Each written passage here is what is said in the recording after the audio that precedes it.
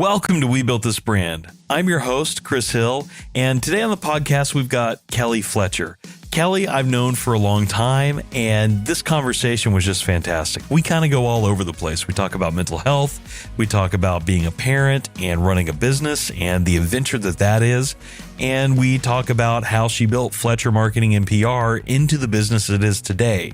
Now, Kelly has over 25 years of experience in integrated marketing and communications, and she is really good at what she does. She's worked with regional companies, local companies, but also international and Fortune 500 companies. So she's got a lot of experience. I loved talking to Kelly, and yeah, I just can't wait for you to hear this interview.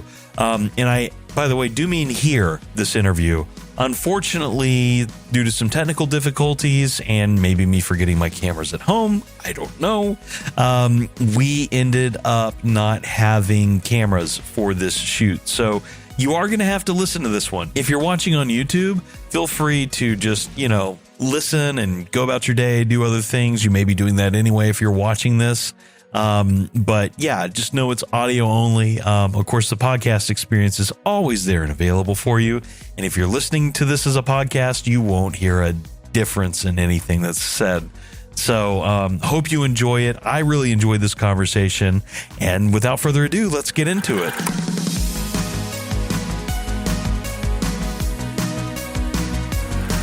Welcome, Kelly, to We Built This Brand. Thank you. I'm happy to be here, and I'm excited about your new podcast. Well, thank you. Glad to finally have you on, and I think this will be a really fun conversation. So the reason I wanted to have you on is, over the years, I've gotten the opportunity to work with you all at Fletcher, and it's been a great experience. And one of the cool things has been seeing you build this business from the ground up. Even before I worked at Fletcher, I had the opportunity to observe Fletcher come more or less into the world, and then Fletcher rebrand and all the growth that you've had in the ensuing years. And so I think this will be a really cool opportunity to talk about literally how you built this brand and how you help other businesses build their brands. Sure. So let's dive into it. And the first question I really wanted to start with is, where did you get your start in PR and marketing? Oh, it's really a long story, but if you have a minute. Oh, we got a minute. So I'm really an accidental entrepreneur, and I got a degree in communications with a concentration in PR as a backup to a degree in music and vocal performance. I went to college on a vocal performance scholarship, and I wanted to be a singer, an opera singer, a legitimate musical theater singer. So that's what I did really all through my 20s. I did have an agency job early in my 20s and decided that I didn't want to do that I really did want to pursue music. So I ended up moving to New York. I got accepted into a voice studio there with a teacher I really wanted to study with, and got an agent eventually got another agent, and was working as a working singer, actress. I use the word actress loosely. And it was a really hard life. I had always wanted to have a family and have a traditional life. And so, or a somewhat traditional life. It didn't turn out that way. But I just got so tired of living out of a suitcase, because you live in New York and that's where all the auditions are, but it's hardly where any of the work is. The work's all over the place. So you might leave and go and do a tour. You might leave and go and do a short sit down run somewhere. And then you come back to New York and you start all over again to get another job. And so it's hard to make enough money to survive. So during that time, I also had some temp jobs and some freelance jobs in comms, but I didn't really know much about it. And when I decided that I just needed to take a break from the whole New York thing, I was lucky enough to get a job at an ad agency in Atlanta, really because I knew somebody who worked there. And they put me in business development, and that was the best thing that could have ever happened to me, because I just tried to get us indoors.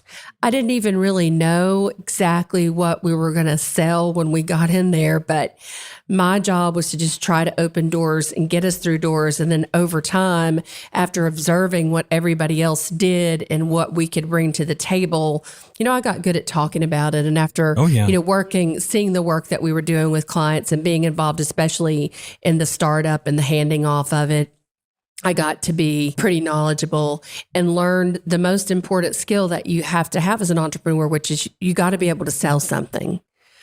Whether it's an idea, whether it's a business plan that you're trying to get venture capital for, or it's your first couple of clients, you've got to learn how to sell and the nuances of selling. Yeah. Now, having the acting and the performance background, I've always found an interesting correlation between auditioning and trying to sell a product. Yes. Yeah.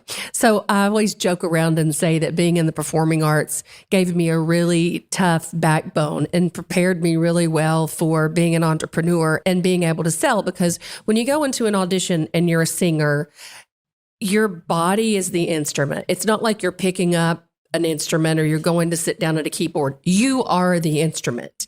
And so when you take so much rejection over and over, it's really easy to walk into a boardroom or, walk into an executive meeting and talk and present your ideas, because it's never going to be any worse than getting rejected as, your instrument is part of your body. So you learn how to take rejection and you learn how to bounce back from it really quickly, because if you don't, you won't survive in the performing arts and you won't survive in business. That's right. And yeah, I've always found that correlation fascinating. So that's really cool. And yeah, you're right. It's hard to survive in business when you can't take rejection. Yeah. Because it's a day in, day out. I'm sure you're even feeling it to this day. I know I am. You're going to fail often. What separates from the wheat from the chaff, is that how they say it? Okay. Then is the people that are able to bounce back. And so I've just implemented some of my own little psychological warfare in my head. And one thing is the 24-hour rule. So when something happens, like maybe there's an issue with the client, or maybe we didn't get a piece of business that we pitched and we really wanted to get, or maybe a client moves on for whatever reason, I just allow myself 24 hours to feel sorry for myself and the business. And I'm like, okay, 24 hours is up. I kind of set the timer. I'm like, okay, you have from 6 p.m. till 6 p.m. tomorrow to kind of waller and, eat some bad food, and then you're going to have to move on. I think that's a healthy way to deal with it. Well, you got to acknowledge the pain, because business is personal. And even though some people may tell you it's not, when it's your business, when it's your name on the door, when it's your brand, and when you're responsible for the work product of other people, inevitably, then it is personal. And so if you don't allow yourself some time to just grieve some of that loss and some of those failures, then they're going to stick around and build up longer than if you just put them aside and pretend like, oh, it was no big deal. I think that's really good advice. I might actually start implementing that role myself.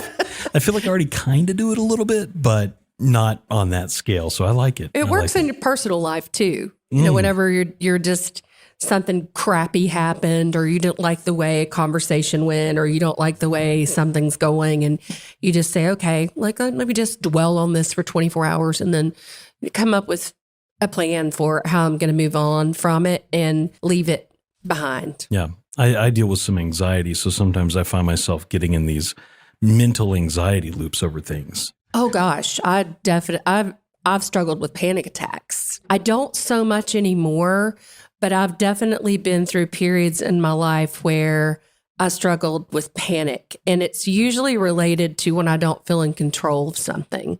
It's very much a control thing for me.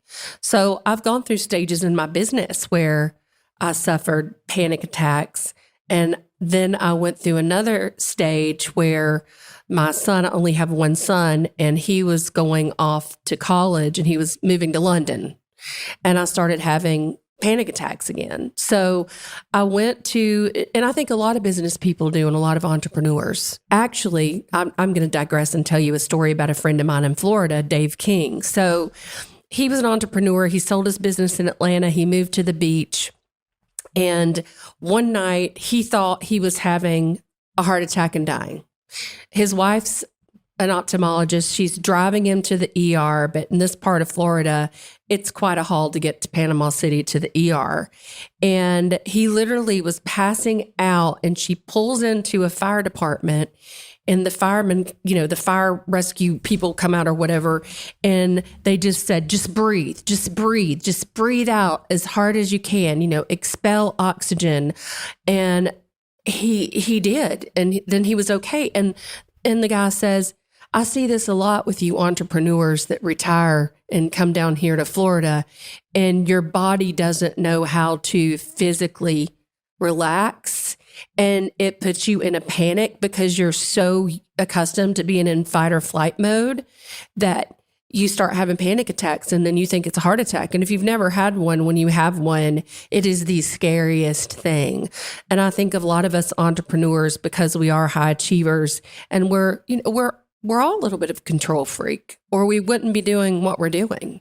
So yeah, I'm all about therapy for it. And I'm all about learning physiologically what goes on in the body, because I went to some special therapy to learn about the physiology of panic. And so whenever it starts to come on, which most recently, I'm really passionate about talking about this, because I think people are embarrassed and they don't talk about it. It happens to me on planes when it's hot and we get stuck on the tarmac. And that happened last month. We were on the tarmac in Atlanta. It was a thunderstorm. They said the air conditioning was on in the plane. I do not believe it was. And I'm starting to panic, because I'm like, they can keep us out here up to 3 hours. And so, but I said, okay, not today, Satan. You're not going to have a panic attack. Remember all your skills. So the first thing I did is I went up and I told the flight attendant, I said, I have anxiety, and I'm having anxiety right now, and it's a lot worse when it's hot. Can I have a bag of ice and some water? So it gives me a bag of ice and some water, and I'm like standing there just holding it, trying to cool down. And then for some reason I had on compression underwear. And then about 10 minutes later, I was like, this underwear has to come off. So I go in the bathroom in the little thing. And it's really hard if you've never taken off your clothes and taken off your panties and bra in an airport bathroom. Not often. On an airplane. And then I'm wad them up and I'm carrying them out, trying to nobody will see that it's my underwear. And I'm just whew, that feels so much better.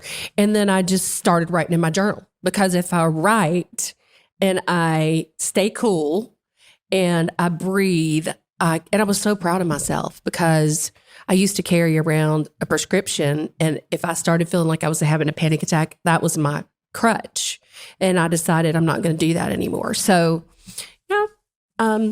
how do you struggle with anxiety? That's a great question. A lot of it has to do with these anxiety loops I get in. I don't know if I've ever had a full-fledged panic attack, but yeah, as I've built my business, it feels like there's more opportunity for these things to happen. And I just obsess over things. I get stuck in loops.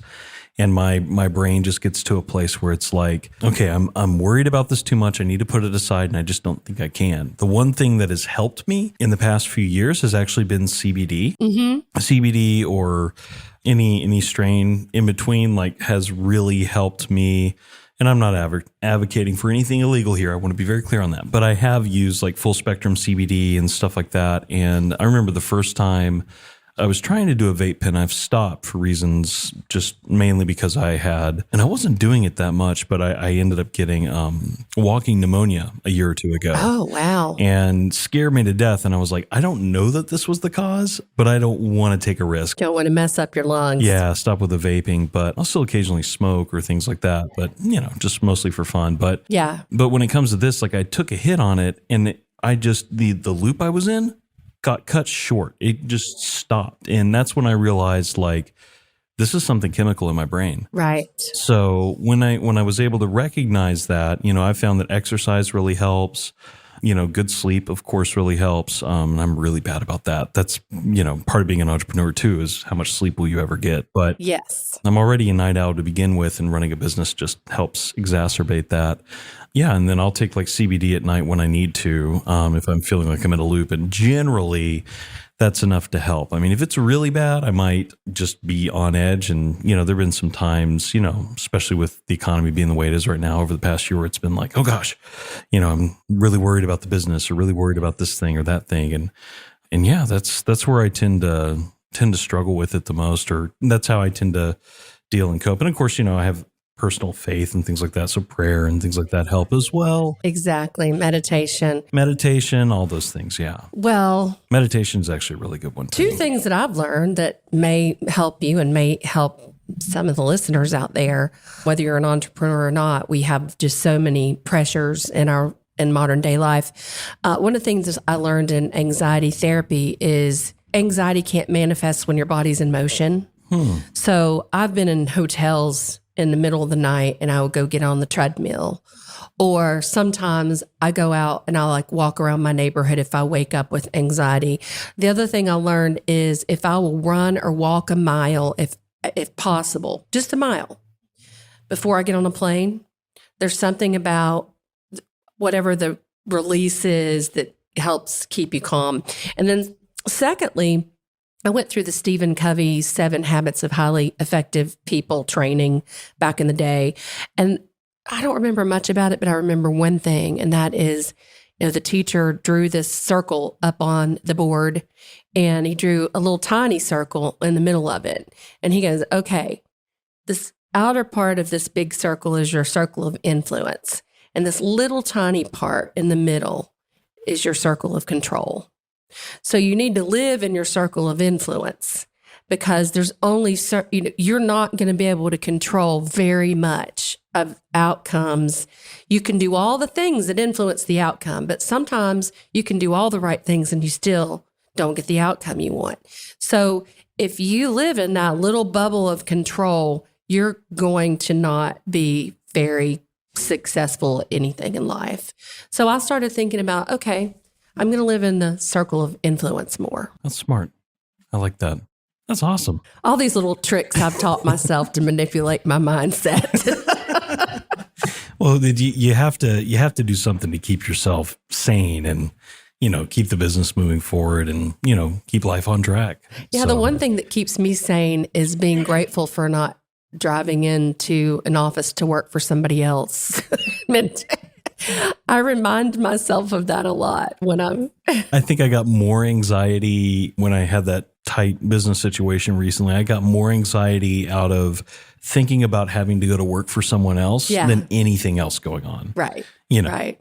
So it's just a that. Personality thing. It's just a personality thing. Yeah. And over time, it's like, I don't want to go back. No, I've worked hard. I've built this. I want to continue. Well, and it's not that you work less. You actually work more. But it's the autonomy of, like you said, building it and being responsible for it and nurturing it.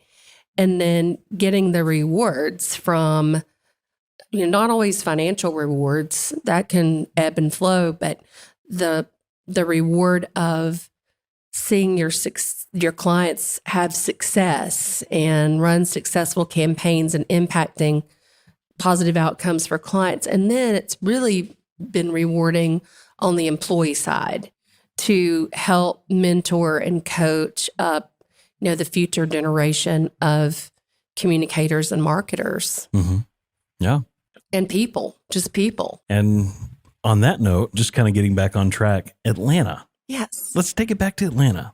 So what happened with sales? What happened after you were learning and getting your stride in sales? Okay. Well, I met a guy who was a professor at the University of Tennessee through mutual friends and ended up moving from Atlanta to Knoxville to get to marry him. But I was able to keep my job remotely. So my territory was the Southeast. And I sold my kind of partner. It didn't start out that way. It started out that we were just two salespeople doing our own thing. And then we said, hey, when we go out on meetings together, we do so much better. We're a really good team. So we partnered up, and Vince Vitti, we're still friends, and we traveled the Southeast. I mean, we were always on the road and, going into meetings. And this was the day where even an introductory meeting, can we just come in and meet you, was in person. You flew. Wow. I had flown once to a meeting in North Carolina, and the VP of marketing forgot about it, and he wasn't there. Oh my gosh. And I told Vince, I said, this is the best thing that's ever happened because now he owes us. And we ended up getting the business, and it was Lowe's. That's good. Wow. Wow. That's a big one. It was a big one. So he felt so bad that he just kept having us back until finally we could fill a need. So I kept doing that for a few years, and then I had my son, and it was hard to travel with the baby. And I did it for the first year. And then I decided Jewelry Television had been trying to get me to come to work there on air. I knew some people there, and also I had some on-air experience. And so I said, okay, well, I'll try that. And I tried that for a year, and it really wasn't for me. I didn't feel like I was very good at it. They felt like I was doing fine. I didn't feel like I was doing fine. And so when I resigned and they asked me why, and I said to the CEO, I said, if I can't be the best at something I'm doing, then I don't want to do it. And I don't feel like I'm the best at this. And I've given it a year, and I should be better. And I think you'd be. And he goes, well, he said, you're the first person that's ever been honest and just admitted that you didn't like not being the best. And so then I went out and I freelanced. I freelanced for Ackerman PR, and I freelanced for River Media, and I went in-house for a division of River Media called Arroyo. It was video production. And I was VP of Business Development, and we were trying to sell video for training purposes. This was back in the early days of video training being delivered via the intranet and via intranets. And so I was helping us get endorsed to do that. And then I ended up then going back to Jewelry Television as their first in-house director of PR and Corp Comms. And that was really my first official job in PR. Before it had been primarily business development. Well, then I freelanced for Ackerman. I did writing and pitching for Ackerman. So that's how it all that's the trajectory. Yeah. Kind of very splintered career. But it's I think most people think, oh, well, you probably went to school for PR and you've been in PR for a long time, and that's just why you're in PR. And it's not that linear of a journey. I mean, I could speak to that personally, just with everything that I've done to build into what I'm doing now at HumblePod, having done a sales background and, and then telecom even, not even podcasting, and then learning to do this, building a business out of it. Yeah, I totally Well, you get saw that. an opportunity. I mean, I remember when I first met you and you had the beer podcast, and you still have the beer podcast. I do. We have a couple episodes that have been recorded and just need to be released. Yeah. But I was so intrigued by that because nobody was podcasting yet. Like, I feel like you were one of the first people in Knoxville who was really learning how to do it and embracing it and talking about it. And then you turned it into a business. So, well, thank you. Yeah, it was definitely, we got voted best podcast in Knoxville 2 years in a row. Yeah. 2 years in a row with Knox Mercury. And that was really cool. And then the Knox Mercury closed down. So we were definitively, our Humble Beer podcast was the best podcast ever in Knoxville by my estimation. There is no ranking. City View should do that. They may have already taken that over, but yeah, we should definitely get back on that list. Yeah, it definitely is something that, as a talent, it's not something that there was even an industry for. It's something that is still coming up, even though podcasting dates all the way back to like 2003. If you go and look at the history, like it is something that has grown from being called audio blogging into podcasting, and audio blogging and now vlogging and video podcasting. Yeah. Well, PR just comes very naturally to me, and I can see a strategy in my head, like what needs to be done to achieve certain things, and also risk management. I feel like I'm really good at risk management and communications, looking at what are all the possible risks associated with this messaging, this campaign, with what we're doing from a marketing standpoint, and then advising executives on how to manage through those risks on the front end instead of having to deal with them on the back end. And so all that has always, pitching comes really easy to me. Writing is a skill that I continue to develop and hone. And I think if you're a writer, you will feel always like you could be a better writer.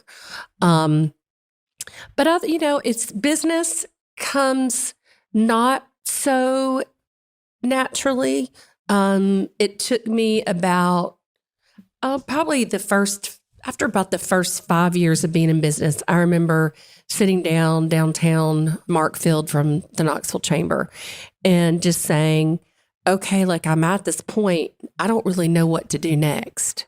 I had some employees. I had an office downtown. I don't know. We probably had about $600,000-$700,000 in revenue. And so he goes, well, you either have to decide if you're going to stay small or if you're going to try to grow it. I was like, well, at that point, I was like, well, of course I'm going to try to grow it. I just don't know how. Like, if we have money in the bank, I think we're doing good. If we don't, I'm like, oh crap, we better go sell something.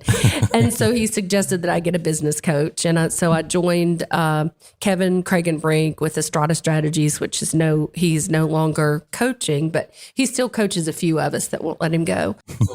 So he became my business coach, and I joined a cohort of entrepreneurs who he was coaching. And that was an amazing group. We would get together one day a month and have like a full day meeting, and it was confidential. We trusted each other, so we could talk to each other about issues that we were having. There's still some people in that group that I still call today to say, man, I've got this situation, or how are you doing through COVID? Or, what do you think it can be, what can be done here? One of them is Neil Green from All Occasion Catering. We commiserate a lot about the ups and downs of entrepreneurship.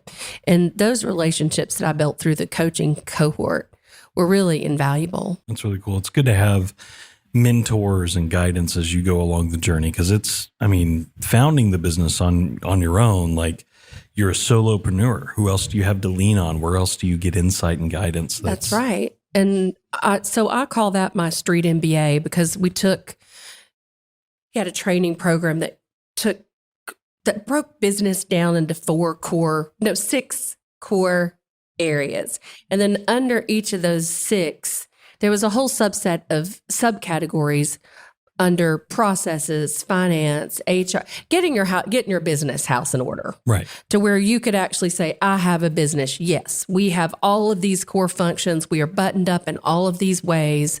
And that took a couple years, and it was painful. And it's painful to maintain it the way that you should maintain it. But it's fundamental to business. And learning those things is important. I think I went through... to be frank, I would love more mentoring. I'm just in that stage of my business, but I definitely feel fortunate that I had the opportunity to fail in business before this. Yes. And so I can understand, like, having to learn that for the first time, not to fail, but to learn all those core business competencies is a lot, especially when you're only used to one facet of the business, and all of a sudden to have to be responsible for payroll and taxes and that's right, all those things. Most people start a business to do what they love, or something that they're passionate about, whether that's a product they developed or whatever, but then you end up doing sometimes what feels like everything but. Right. And so it's figuring out how to delegate. That was really hard for me, I've gotten a lot better at delegation and of just staying out of things. But that's a hard one. That's a hard one for people like me to let go of. So when you started your business, you came out of jewelry television, you go out and start on your own. What was that moment of validation for you? Because I'm sure it was already a risk leaving. Like, what was that moment of validation for you with the business where you realized, oh, I can do this on my own? Yeah. Well, so the way I was able to leave jewelry television, and I'd gotten divorced, by the way, or I probably would not be an entrepreneur, just because it would have never occurred to me. It was never on my wish list of things I wanted to accomplish in my life was to own a business. That was never on the list. But when I was at jewelry television and I'd gotten divorced and I had a son, so I was 6 when we got divorced. And so he was 8 or 9. And I wanted autonomy. I wanted to be able to, if he was sick, stay home with him and work from home. If it was a teacher work day, I could work from home. If it's spring break, fall break, I wanted to go on field trips. I wanted to be the parent reader. I wanted to be a room mom. I wanted to do all those things. I figured I'm probably not going to have another one. So I somehow, over a period of quite a few months, I started putting the bug in the ear of the executive team at Jewelry Television about, you know what? Hey, I could do this job freelance, on a contract basis for less money and no benefits. And because I do this job in 20, you just need to know I already do this job in 25 hours a week. And I did. I mean, I'm fast. I get a lot done in a short amount of time. And so finally they said, okay. And I'll never forget Charlie Wagner, who was chief legal counsel, who is now a mentor of mine. He was very worried. He was pacing around the conference room, basically trying to talk me out of it because he knew I was a single mom. And I said, no, I'm doing it. And I got River Media I had as a client, and those two clients equaled my salary that I was making for a year. And I had a year contract with both. So that's how I started. It was very much bootstrapped. I very much thought that I was going to be a freelancer. And then when Fletcher, my son's name's Fletcher, that's my maiden name. He's not Fletcher. When he got to, when he was older, I would go back into a corporate setting or another agency, but I just wanted those kind of pivotal years to be able to have some flexibility. And then it just started to grow and we started to get clients. And I don't know if there was a single moment of truth. I remember getting our office downtown on Market Square and thinking, holy crap, I guess this is getting real. I just signed this expensive lease. And then another moment of truth was when Cellular Cells called. And then another big milestone was we got Clayton Homes. And then I thought, wow, these people think I'm credible. Well, I guess I am. I guess we know what we're doing. I don't know. And we had those clients for years until they both went in-house. But in-house is our biggest competitor. When we started out with both of those, they were on huge growth trajectories. And so as they continued to grow, they brought more and more of communications and marketing services in-house. But those were two really moments of pride and just, okay, this is we're really good at what we do. Yeah, I can relate. Yeah. There's a lot of that, like, oh my gosh, this big company's reached out to me. They must think I'm a real business now. Well, we have, as entrepreneurs, I feel like imposter syndrome is very real. It's very real. And then I'll go to these conferences and I'll just be so mesmerized by somebody's bio or what my opinion of their work is. And they'll get up there and they'll speak and I'll be like, I could have done that. I pretty much know what they just told me. But it's hard to see yourself in that light because when you start and scratch your way up, it's hard to sometimes maybe see yourself in the same light as other people do. Yeah, it's been interesting.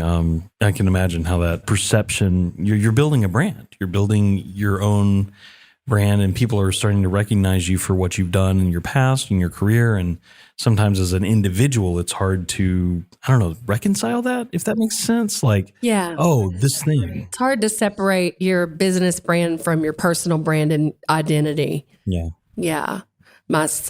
Speaking of Fletcher, I remember when he went through the phase where he didn't want to be friends with me on Facebook anymore because he didn't like it when I posted him about it. So he unfriended me. And I was like, you cannot unfriend me. You are part of my personal brand. And he's like, yeah, I know. Everywhere I go, people are like, oh, you're Kelly Fletcher's son. How was your last football game or whatever? And I was like, you can't do that to me, Fletcher. You're part of my brand.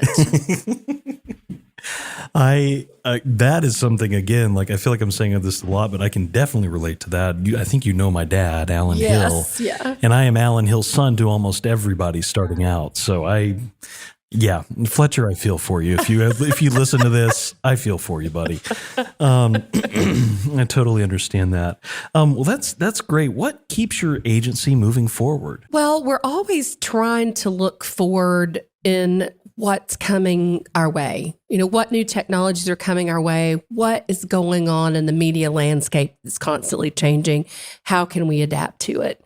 Right now, of course, AI is big on all of our minds. And as an agency, we've been, experimenting with different ways to use AI and to try to make our work better and do some things faster, but not as a content generation replacement tool, more of an idea generator and content ideation generator. So that we're all, we're always, I feel like, good at keeping up with what's going on out there, even though we're a small agency. I read at least an hour industry news, an hour a day.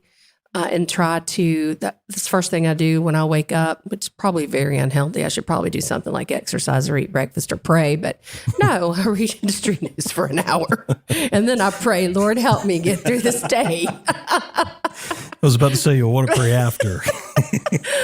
What kind of industry have I gotten myself into? That helps me to think about things in a different way and bring new ideas to our clients. I think another thing that we do really well is that we have brainstorming sessions and we try to do them quarterly, if not more often. And they're client brainstorms. I mean, there may be clients that we've worked with for a number of years and we're like, okay, what can we do to shake it up? What can we do to bring new ideas to the table? Let's come up with 5 new ideas and take to the client and see if they're interested. Sometimes they don't want to do any of it. Sometimes they're like, we're good. Just keep doing what you're doing. Just keep getting us positive press coverage. That's all we want you to do. Protect our reputation, build our reputation. And then other times they're like, yeah, we want to do that. And it might lead to an increased scope of work or just some new project work or a new direction. And then that gets us really motivated to deliver. So everything that we do is based on measurable deliverables. So we are constantly looking at what we're delivering against what our contractual agreement is. And that'll keep you motivated real fast. Yeah, it definitely will. And it's good that you align it that way too, so that the customer knows what you're doing. I'm sure that's, yes. You've probably learned some of that over time. I know I have, of like, oh, how do I tie this so that they see the value in it? Because there's nothing worse than providing a service for a client and they come back to you and they're like, well, we just don't see the value in this anymore. Yeah. Well, we've evolved in that regard. So in the agency business, really all you have to sell is time and intellectual capital. And then I started thinking about it as we're not selling time, we're selling intellectual capital and experience.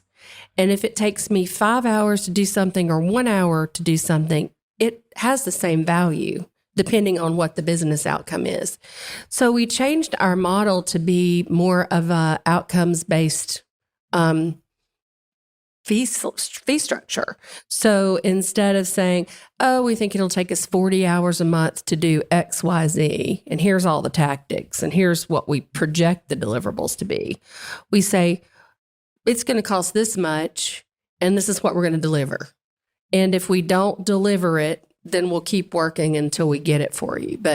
And we won't charge you. If we don't get what we agree on up front and we don't produce the outcomes that we say for this amount of money, then we've got a client right now that we're going to continue to work for because it's been more difficult than we thought to get the level of press coverage they want in top tier media. And so, our engagement is up and we're still going to work because we still need to get them about 8 or 10 more top tier placements, and we'll stick by that. I'm glad you're committed to that. I think that's, definitely a standout part of your offering, right? For most businesses, because there's nothing worse than working with an agency and being disappointed that they said they were going to do this, but they didn't, and we paid them all this money. Yeah, well, I hear that all the time. And so one day I started thinking about it differently because I started thinking about it as far as fee structures go. My payroll is really high because everybody on our team is highly experienced. But yet, some of the clients that we've had for a long time, we were still charging the same amount of money. And so I said, that's not right, because every year we go to them and say, here's what we accomplished this year. Next year, we're going to do better. We're going to accomplish even more, but we're not going to charge you any more money. Well, that's not a good business model, right? So we started to adapt how we talked about our business. And when you talk about it as the outcomes you're going to deliver, and you think about it that way versus time for money.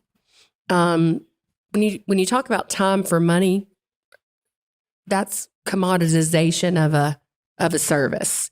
And we don't want to be a commodity. We want to be a high tier, high success rate, outcomes focused communications firm.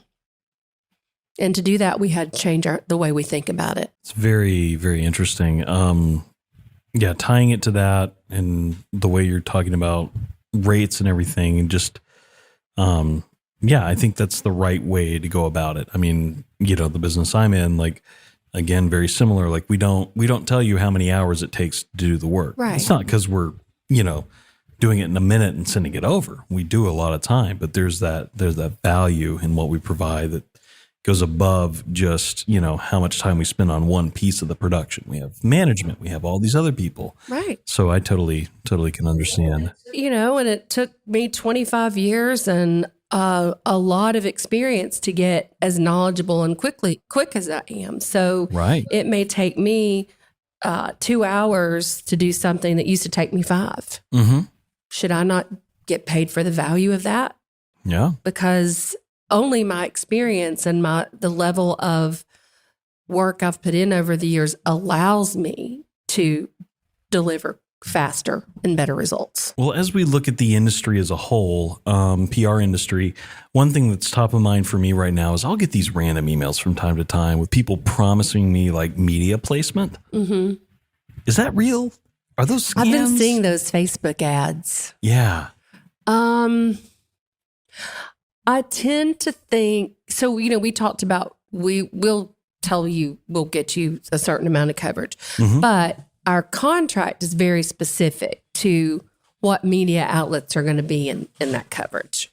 You can't say, you can't come to us and say, I want the Wall Street Journal, the New York Times, I want to be on Fox News, and I want to be on Joe Rogan's podcast. And that's the 4 deliverables, because that is very aspirational and only a very 0.5% of brands or people's ever going to get all of that. But if we agree to something realistically as a partner, as a business partner with you, and we look at the list of targeted media and we have a reason for why we're going after it, that is very easy to say, yes, we can do that. What I'm seeing with all these Facebook ads, and maybe LinkedIn, I haven't seen it on LinkedIn, but I've seen it on Facebook. I'm going to get you an XYZ publication. So what I think it is, and I probably ought to just, pretend like I'm a client and just see what they say. I think it's syndicated content. So I think that maybe some of it is actual earned media, but so earned media is, in case you're listening and you don't know, is when we actually earn the coverage. Syndicated content, we actually even count press releases on the wire as syndicated content now, unless there is an organic story that results from the wire placement. And sometimes it's just all straight pickup. It's duplicate content, and we don't count that. But there are services out there that they could say, yes, I'm going to get you in this and this and this because it's pay to play. I can't imagine that some of the promises that they're making in those ads are real. But you know what? You've inspired me. I'm going to go down that rabbit hole and I'm going to find out. I can forward you some of them. Yes. I'll happily do that. I'm going to go down that rabbit hole. I'm going to pretend to be another business and I'm going to find out what the deal is. Because if anything, I'm just nosy, but I know it's your industry, and I just got one of those emails like in the past week, and it was like a really coordinated sales pitch, we'll say. It was an email. I got, all of a sudden, I'm getting paid ads for that same business, and I got a LinkedIn direct message from the guy, like one of those sales navigators, like CEO reaching out to me type of things, and I'm just like, okay, I get it.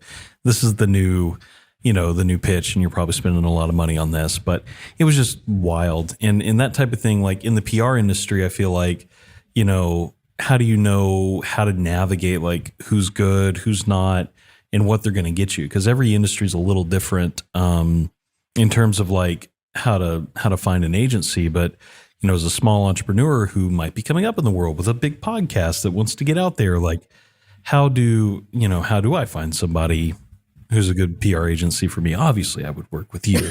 You better.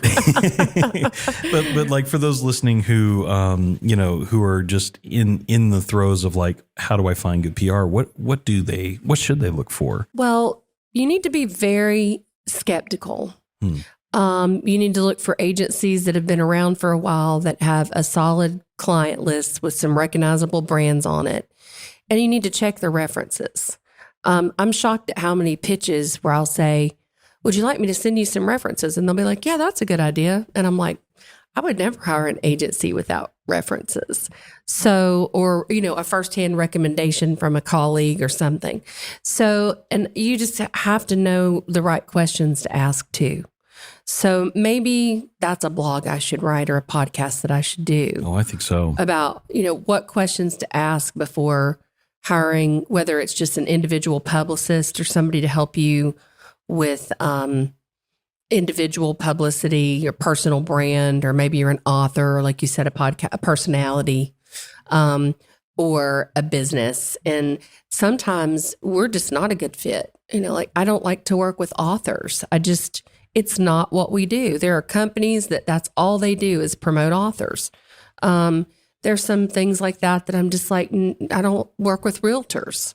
I don't think that I think it's really hard to help realtors. And so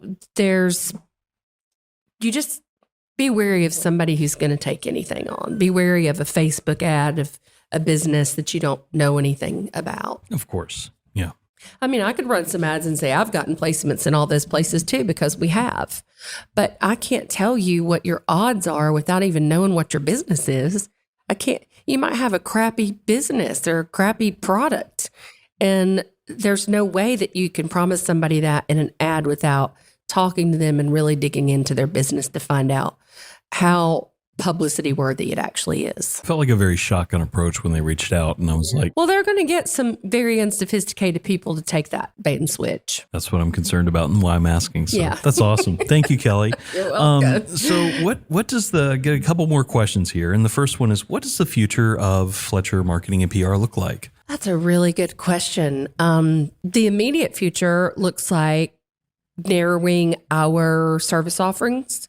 So we're in the process of a rebrand, and we're going to change our name slightly to Fletcher Communications. We still will take some marketing clients, but what we've really noticed, and I feel like these industries ebb and flow, and I feel like for a while, media relations was struggling to find its relevance with all the digital marketing that came into play. And we were fighting, we very much compete with digital marketing budgets. And so as we've gotten more sophisticated and we're able to use more sophisticated analytics, especially now with GA4 analytics and some of the other software tools that we subscribe to, we're able to get more sophisticated with how we are proving our value and proving what we bring to the table in terms of the buyer's journey or in terms of reputation management. It's made me really want to get back to the core of what we started out to be, which is a communications firm. Public relations is kind of a catch-all term. I don't really like it. Marketing communications. We use communications that drive marketing strategies. And I've had this thought rolling around in my head for a long time about why communications always gets pushed down, and we always have to report up to marketing.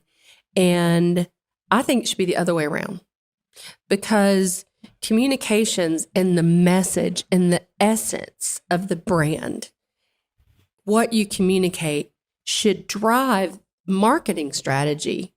Marketing strategy should not drive we're going to do this campaign, go come up with some messaging. That should never be how it works. It should be the other way around. And so I'm excited about doing that kind of more of that kind of work in straight up comms, crisis management. I just love a good crisis, except when it happens on the weekend at night. After I've had a few glasses of wine, I'm like, what? I got to talk to the media about what now? Something's on fire. Yeah. But I want to get more targeted in what we do. We went really wide for a while with offering, not necessarily offering everything in-house, but we have partners that we would work with. And I think that we probably need to go back to our lane, because it's hard to do all those things well. And a lot of those services are somewhat of commodities, whether it's social media management. I feel like that's been largely commoditized. Digital marketing, websites. There's not a lot of profit margin in those, but there is in consulting and in building communication strategies that drive business outcomes. That's a real niche specialty that requires some business acumen. And it's definitely needed too. Yes. I know, having worked in so many companies and through different things, like communications can often get forgotten, or like you said, it's an afterthought to the marketing, or they go with the tactical first. I mean, they go with the tactical first. And learning to work strategy first is a much, much better decision in the long run, but it's also a lot harder. Yeah. It requires some soul searching sometimes. I've used that Bud Light case study as an example recently with the transgender social media influencer. We all know about that, right? Oh yeah. This is the second time we've had this conversation on the podcast, by the way. Oh, is it?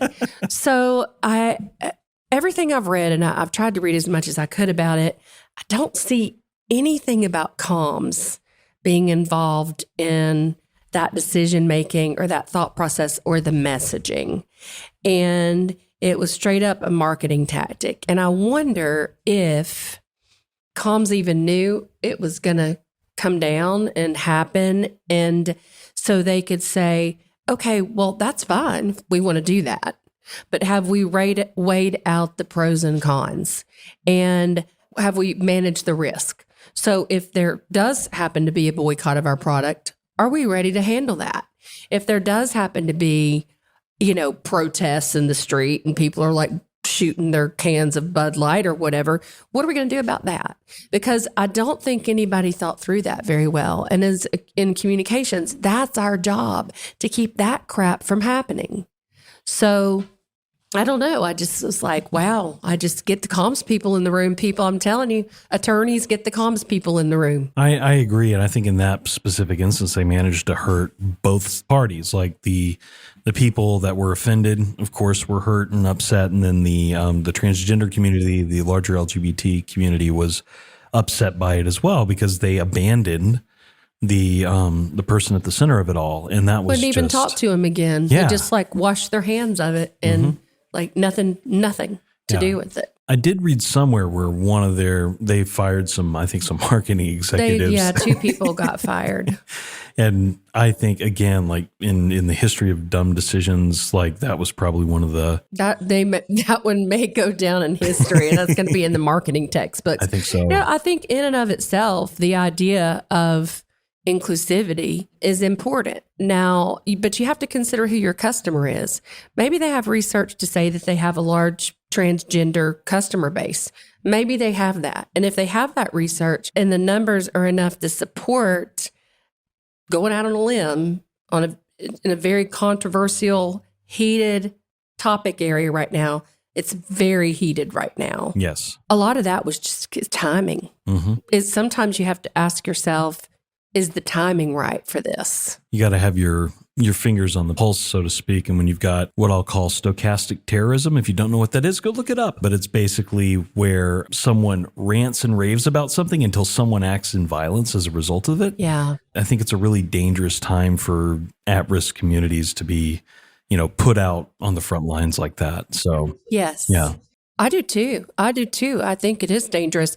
And I think that I can't wait. I hope that it's coming to an end. The era of influencer marketing. It just sticks in my craw. I hate influencer marketing. I probably shouldn't say that. No, why is that? I just think it's just, if it's authentic, if somebody's doing it for the purposes of, I really do like this product and I'm going to tell you about it. I'm going to tell you about it anyway. If it's for the sheer cash or the trade for product, maybe a trade for product's okay, because maybe you're going to go build the whatever kit they send you because you love that kind of stuff. And that's authentic.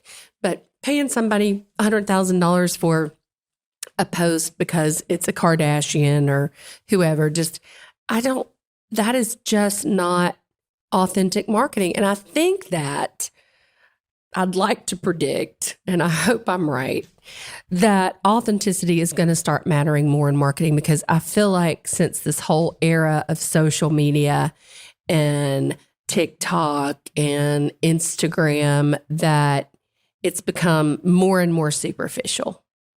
And you just don't know what to trust.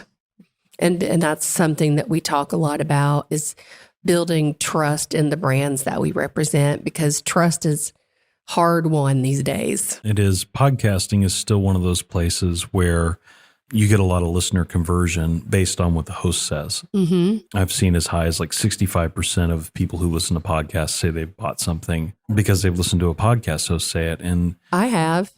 For them to not be honest about using that product or knowledgeable in that product, like a lot of times you can just tell. You're right. Like there's this level of trust you put in someone. And then if that trust is broken in some way, shape, or form, you find yourself in a position where it's like, well, I'm not going to buy from them again. And I may even stop listening to the podcast because they recommended something that really hurt me, or, I didn't or really was like. Not a good product. Not or a good subpar. product. Yeah. Exactly. Any of those things. So that's really interesting. So last question for you. I asked this to all my guests, but what brand do you admire the most right now? That's a hard one. I love me some American Express. I know that's a really big brand, but I've been a customer for nearly 30 years, and I can't recall one time when I've been disappointed in the American Express brand and their level of service and the value that you get for what you're paying for the card.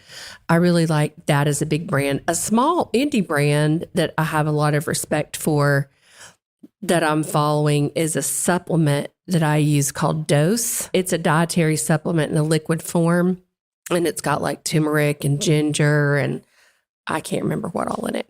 And so I was on a subscription, and I just think everything they do is very well done and their branding is very good. But I was on a subscription plan. Long story short, I have too much product because I travel a lot, and it's hard to take because it's in glass and it is, you have to refrigerate it. So I canceled my subscription because I don't need any more right now. And a real person actually emailed me and asked me, could I please provide some feedback? And I go, yeah, it's nothing to do with the product. I love the product. I love everything about it.